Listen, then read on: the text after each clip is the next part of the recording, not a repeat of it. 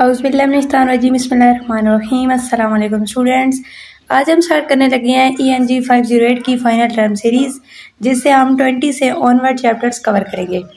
अगर आप चैनल पे न्यू है, अभी तक आपने मेरे चैनल को सब्सक्राइब नहीं किया तो जल्दी से चैनल को सब्सक्राइब कर लें। मेरे चैनल पे 77% ऐसी ऑडियंस है जो कि विदाउट चैनल सब्सक्राइब के वीडियोस वॉच करती है, तो काइंडली चैनल को सब्सक्राइब कर लिया करें, इससे हमें मोटिवेशन मिलती है। और अगर आपकी वीडियो से हेल्प हुई या आपको वीडियो से कोई कॉन्सेप्ट अच्छे से समझ आ गया तो कमेंट सेक्शन में आके पॉजिटिव फीडबैक ज़रूर दिया करें। लेसन 21 है हमारे पास, cooperative principal.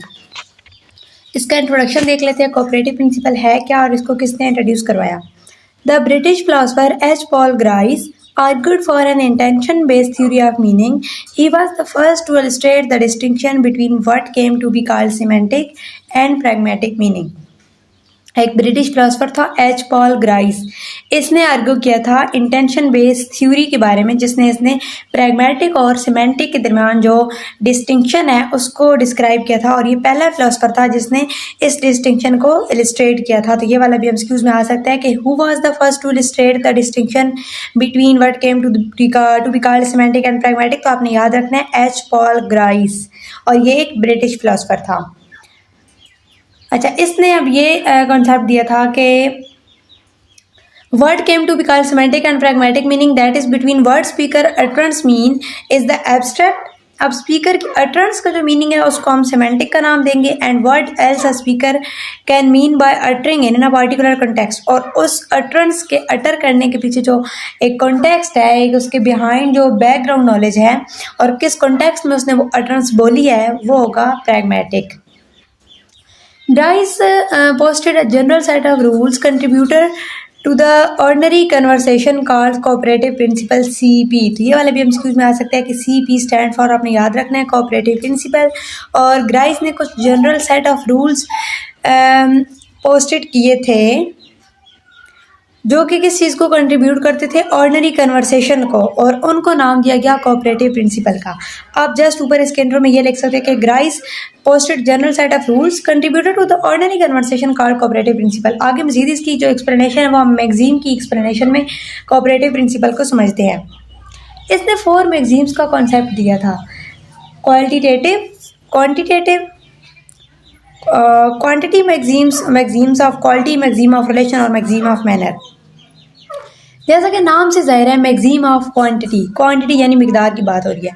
Says that speaker should be as informative as is required, they should give neither too little information nor too much. यानी जितनी इन्फॉर्मेशन रिक्वायर्ड है कन्वर्सेशन के अंदर उतनी प्रोवाइड करना, इसको कहते हैं मैगजीम ऑफ क्वांटिटी। यानी इनफ इंफॉर्मेशन प्रोवाइड करना, ना ज़्यादा कम और ना बहुत ज़्यादा।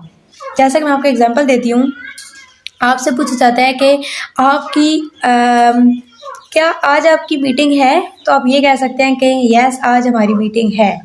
आप ये नहीं आप अगर ये कहेंगे कि जी आज हमारी शाम 5 बजे फ़लाँ होटल में फ़लाँ कंपनी के साथ मीटिंग है, तो ये बहुत ज़्यादा इनफ इंफॉर्मेशन हो जाएगी। ठीक है, इस तरह कम इन्फॉर्मेशन भी देंगे आप तो वो भी इसमें नहीं आएगा। यानी maxim of quantity, enough information provide करना। आगे आता है हमारे पास मैगजीम ऑफ क्वालिटी, यानी जो आप इन्फॉर्मेशन प्रोवाइड कर रहे हैं वो क्लियर हो और उसमें कोई यानी कि एम्बिगिटी ना हो और वो ट्रुथ बेस्ड हो। Maxim of quality information provided and in conversation to be genuine and justified, genuine और जस्टिफाइड हो। जैसा कि आपसे अगर पूछा जाता है कि आपकी आज मीटिंग है, आपकी मीटिंग है, उसके बावजूद आप कहते हैं कि नहीं मेरी कल मीटिंग है, आज तो नहीं है। या आप कह सकते हैं कि नहीं मेरी मीटिंग नहीं है आज, मतलब जो दूसरी कंपनी है उनकी मीटिंग है। इस तरह से कुछ भी, यानी आप जो बात कर रहे हैं उसमें वो जेन्युइन बात ना हो, वो फैक्ट पे बेस ना हो, तो ये मैगजीम ऑफ क्वालिटी नहीं होगी। आप मैगजीम ऑफ जो क्वालिटी है उसकी वायलेशन कर रहे होंगे। मैगजीम ऑफ क्वालिटी वो हो जिसमें आप जो इन्फॉर्मेशन प्रोवाइड कर रहे हैं वो जेन्युइन हो। आगे maxim of relation. Maxim of relation says that the speaker are assumed to be saying something that is relevant to what has been said before। यानी जो आप बात कर रहे हैं उससे पहले जो बात हो रही है उससे रेलेवेंट हो आपकी बात। अब आपसे पूछ रहे हैं कि आज आपकी मीटिंग है और आप कह रहे हैं कि आज कितना अच्छा मौसम है, तो ये रेलेवेंट नहीं है ना दोनों बातें। तो मैगजीम ऑफ रिलेशन यानी कन्वर्सेशन के अंदर रेलेवेंट रहना, जो आपने पहले बात की है जो बाद में बात कर रहे हैं वो आपस में एसोसिएटेड हों, रिलेटेड हों। Maxim of manner says that that we should be brief and orderly and avoid obscurity and ambiguity. Manner का क्या मतलब होता है, यानी कि एक तरतीब, एक यानी कि ऑर्डरली आपकी बात हो और उसमें कुछ एम्बिगिटी ना हो, वो गड़बड़ रैंडमली ना हो, आपकी एक मतलब तरतीब से एक क्लियर बात हो। जैसे आपसे कहा जाता है कि आपकी आज मीटिंग है या आज आपकी शाम 5 बजे मीटिंग है, तो आप आगे से अगर कहते हैं कि शाम 5 बजे मीटिंग होनी चाहिए थी लेकिन मीटिंग हमारी कल है या हो सकता है कि परसों है, अब सुनने वालों को नहीं समझ आएगा कि आप उसकी बात का क्या आंसर कर रहे हैं कि आपकी मीटिंग है या नहीं है। आपकी बात जो है वो एम्बिगियस है, क्लियर नहीं है, तो ये मैक्सिम ऑफ मैनर की वायलेशन हो जाएगी। तो ये 4 मैगजीम्स थी। अब वो कोई भी सेंटेंस दे के पूछ सकते हैं कि इसमें कौन सी मैगजीम की बात हो रही है। आगे हमारे पास है concept flouting the maxims. Flouting the maxims का ये मतलब है कि आप जो इनफ इंफॉर्मेशन है वो प्रोवाइड नहीं कर रहे हो, मैगजीम को फॉलो नहीं कर रहे हो, फिर भी जो हीरर है, जो रीडर है, उसको मीनिंग समझ में आ रहा है, तो इसको कहते हैं flouting the maxims. When speaker appear not to follow the magazine but expect hearer, लेकिन वो एक्सपेक्ट ये करता है कि जो हीरर है वो एप्रोप्रिएट मीनिंग इम्प्लाई कर लेगा, तो इसको कहते हैं फ्लाउटिंग। इसके यहाँ पर उन्होंने एग्जाम्पल भी दी हुई है, इसको आप छोड़ दें, ये उन्होंने ब्रिटेन कल्चर के हवाले से एग्जाम्पल दी हुई है। आगे चल के हम मजीद इसको समझते हैं। 4 टाइप की मैगजीम होती है, उनकी फ्लाउटिंग क्या होती है। जैसे क्वांटिटी की फ्लाउटिंग क्या होती है, the speaker who flouts the maxim seems to give too little और टू मच इन्फॉर्मेशन। अब वो बहुत थोड़ी इन्फॉर्मेशन दे रही है, बहुत ज़्यादा इन्फॉर्मेशन दे रहा है और वो ये एक्सपेक्ट कर रहा है कि जो हेरर है वो मीनिंग इम्प्लाई कर लेगा, तो इसको कहेंगे फ्लाउटिंग क्वांटिटी। जैसे कि आप पूछते हैं कि मीटिंग वाली एग्जांपल दोबारा कर लेते हैं। आपकी आज मीटिंग है, सॉरी, आपकी आज मीटिंग कितने बजे है। आप किसी फ्रेंड से पूछ रहे हैं कि तुम्हारी आज मीटिंग कितने बजे है, तो वो कहता है कि शाम को मीटिंग है। अब शाम के 5 भी हो सकते हैं, 4 भी हो सकते हैं, ऐसे लेट भी हो सकते हैं, तो ये लेस अमाउंट ऑफ जो इन्फॉर्मेशन है वो आपको प्रोवाइड की गई है, तो वो एक्सपेक्ट कर रहा है कि इसको मीनिंग समझ में आ जाएगा। शाम को मीटिंग है यानी इसको जो मीनिंग समझ में आना चाहिए तो वो आ जाएगा, लेकिन वो लेस इन्फॉर्मेशन प्रोवाइड कर रहा है, तो ये होगी फ्लाउटिंग क्वांटिटी। आगे flouting quality. Speaker may do in several ways, exaggeration as hyperbole, using metaphor, irony and banter। अच्छा, जो क्वालिटी की फ्लाउटिंग है ना, ये बहुत आयरनी, किसी का मजाक उड़ा रहे होते हैं, किसी के पे तंज कर रहे होते हैं या किसी की तारीफ कर रहे होते हैं मेटाफोरिक अंदाज में, फिगरेटिव लैंग्वेज को यूज़ करते हुए, तो वो हम यानी 2 लफ्ज़ में ना पूरे जुमला बोल रहे होते हैं। तो इसमें भी हम इनफ इंफॉर्मेशन प्रोवाइड किए बगैर मैगजीम ऑफ क्वालिटी हम ये एक्सपेक्ट कर रहे हैं कि अगले बंदे को मीनिंग समझ में आ जाएंगे, और आ भी रहे होते हैं, क्योंकि कल्चर एक यानी कि कल्चरल नॉलेज होता है, जाहिर सी बात है एक इन्वायरमेंट में रहते हुए, तो वो फ्लाउटिंग क्वालिटी हो जाएगी। तो ये वाला आपसे एमसीक्यूज में पूछा जा सकता है कि यूजिंग मेटाफर, आयरनी और बैंटर वगैरह किस टाइप की फ्लाउटिंग में यूज़ हो रहे होते हैं, तो वो फ्लाउटिंग क्वालिटी होती है। आगे है flouting relation. The hearer will be able to imagine what the utterance did not say and make the connection between their utterance। यानी कि आपने पहले कोई और बात किया, बाद में कोई और बात की जा रही है। जैसे आपसे पूछा जाता है कि आपकी आज मीटिंग है और आप कहते हैं कि कितना अच्छा मौसम है, तो अब ये बात आप कोई और कर रहे हैं, ठीक है। तो यहाँ पे बल्कि ये मैं आपको अगर कम्प्लीटली बात चेंज कर दी जाए तो वो तो यानी वायलेशन हो जाएगी ना। फ्लाउटिंग में ये नहीं होगा, फ्लाउटिंग में ये होगा कि आपसे कोई पूछ रहा है कि आज आपका दिन कैसा गुजरा, ठीक है, आज आपका दिन कैसा गुजरा, और आप कहते हैं कि आज मैंने ड्रेसेस खरीदे हैं या आज मैंने बहुत सारी शॉपिंग की है। तो शॉपिंग की है तो इसका मतलब है कि आपका अच्छा दिन गुजरा है, आपके लिए शॉपिंग एक अच्छी चीज़ है, आपके फ्रेंड को इस चीज़ का पता है, तो आप उससे ये एक्सपेक्ट कर रहे हैं कि उसको मीनिंग समझ में आ रहे हैं, लेकिन आप उसकी बात का मैगजीम ऑफ रिलेशन को फॉलो किए बगैर आंसर कर रहे हैं, ठीक है। Flouting manner. अब इसमें यह आ जाएगा कि आपकी बात क्लियर नहीं है लेकिन उसको समझ आ रही है, आप ये एक्सपेक्ट कर रहे हैं और उसको समझ भी आ रही है। Flouting manner, speaker appears to be obscure, often trying to exclude a third party. यानी बाज़ औक़ात जो है ना वो 3 लोग बैठे होते हैं और हमने किसी एक से अपनी बात करनी है, ठीक है।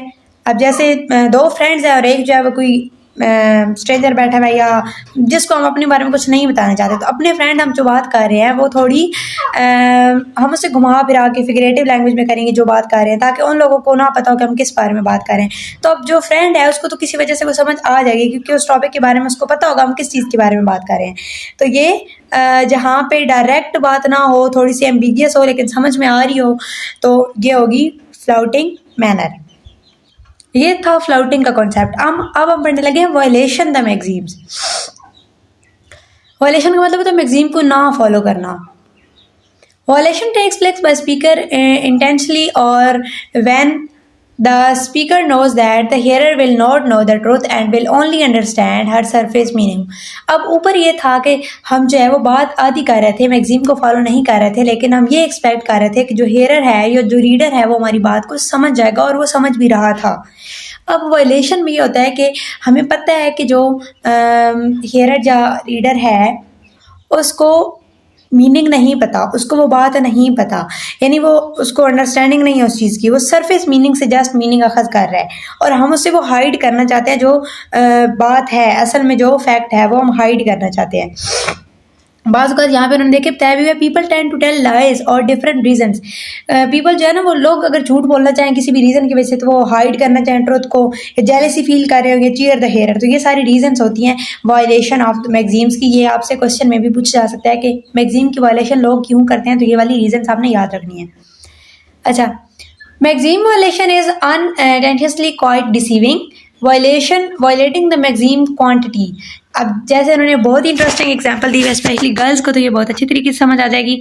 अब क्वांटिटी को वायलेट करने की यहाँ पे उन्होंने एक एग्जांपल दी हुई है कि जो हस्बैंड है वो पूछता है अपनी वाइफ से, how much did that new dress cost, कि ये जो न्यू ड्रेस है ये कितने का है। तो वाइफ आगे से कहती है, less than the last one, कि जो लास्ट टाइम मैंने ड्रेस खरीदा था ये उससे सस्ता है, उससे कम पैसों का है। अब देखिए वो डायरेक्ट नहीं बता रही है, वो उससे छुपा रही है जो असल कीमत है, ठीक है। अब लेस बता रही है ना, क्वांटिटी में यही होता है कि आप उसे लेस बताएं या उससे ज़्यादा बता रहे हो। तो मैगजीम ऑफ वायलेशन का मतलब है कि एग्जैक्ट जितनी इन्फॉर्मेशन ज़रूरत है क्वांटिटी की उतनी आप ना बताएं। तो वो कहती है कि less than the last one. Here the wife covers up the piece of dress by not saying how much, तो यहाँ पे वो छुपाना चाह रही है कि उसने ड्रेस कितने का खरीदा है।